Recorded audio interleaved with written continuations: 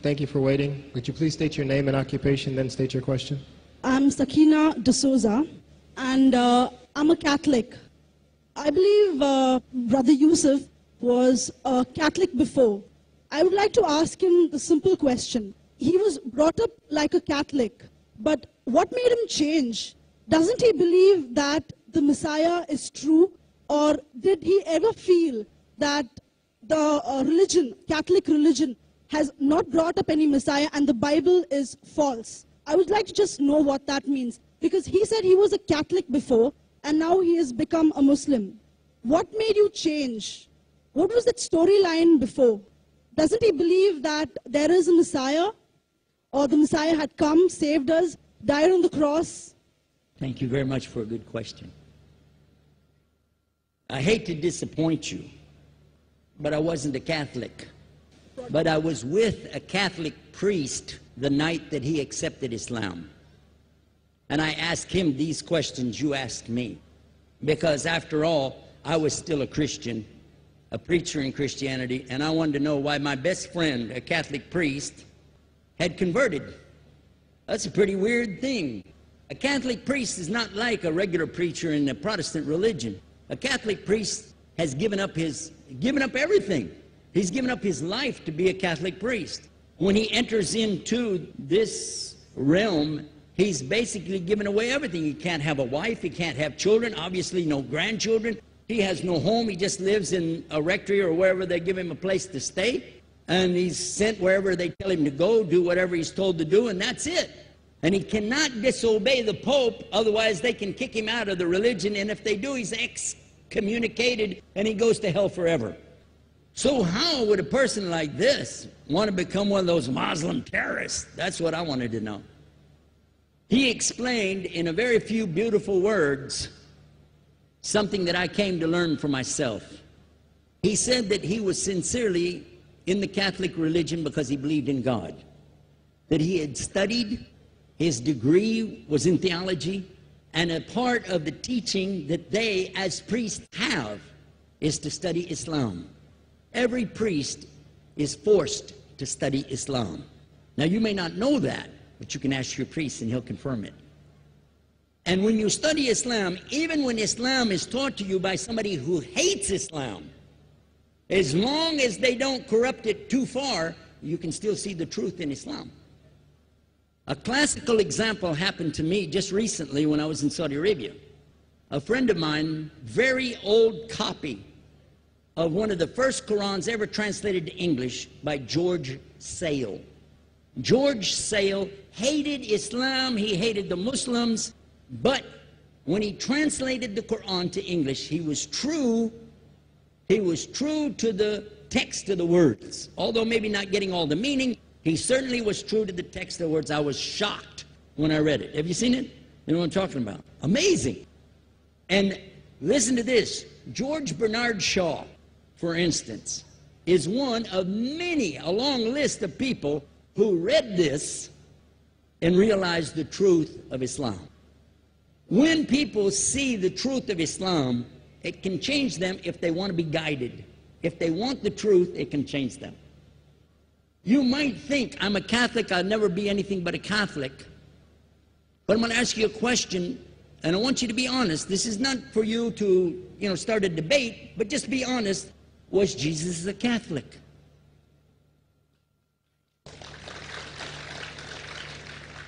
And it's not open to debate, so there's no point in opening that up, because you know and I know he wasn't.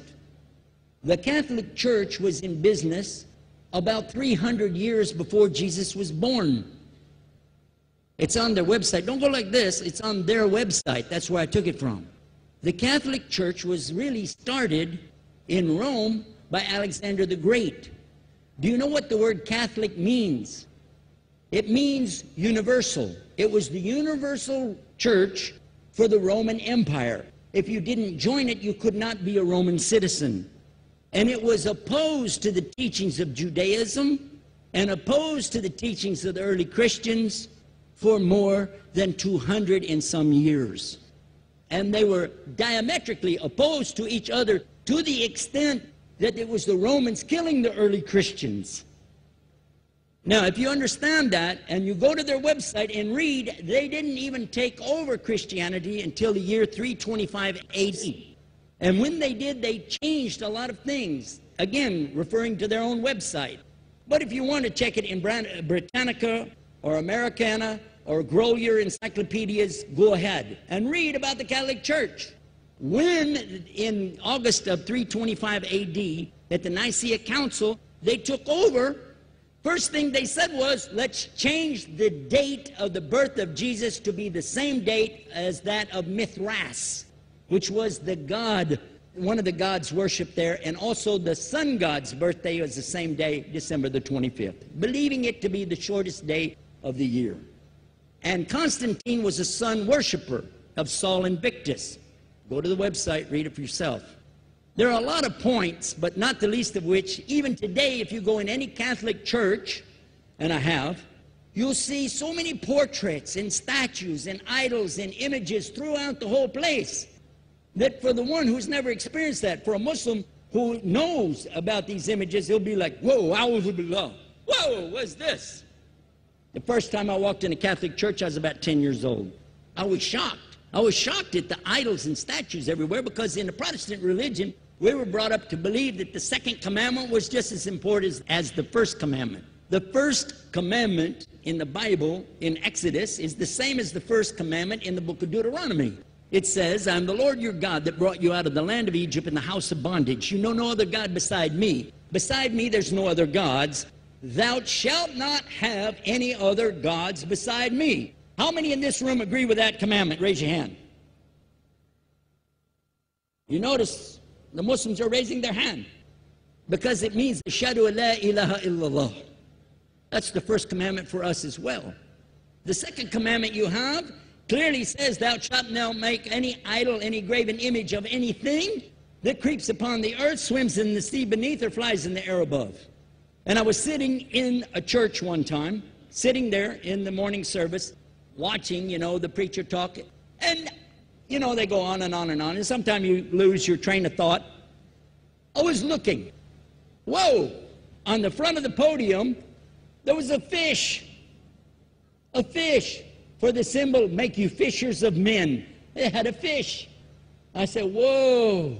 Then I looked up above his head at the big stained glass window, and it had a dove. And he had the olive branch in his mouth. The dove is flying, the bird, I said, whoa.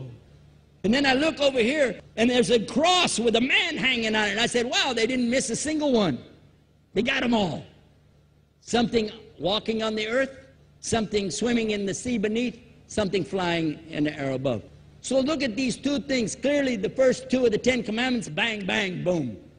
Because if you said God is more than one, where did you get it from? When Jesus is talking to his own companions, and they ask him, what's the greatest commandment? Mark 12:29. Clear. The greatest commandment is to know, O Israel, the Lord your God is one God. And you have to love him with all your heart, and all your mind, and all your strength. And this is no different from what Prophet Muhammad ﷺ was saying, the same thing to his people. Same thing I mentioned in the lecture. This is certainly for us the same. So what you see is Muslims practicing the commandments, and you see people claiming the commandments but practicing something else. And I have seen more converts from the Catholic Church than any other of the many sects of Christianity, and especially from the nuns, priests, and even an archbishop. And all of them are better than me. Those guys and women that I see do this, they still sacrifice their whole life to get the true message of Islam, not only to you, but to Muslims as well, because we all need to know about it. But thanks for a great question.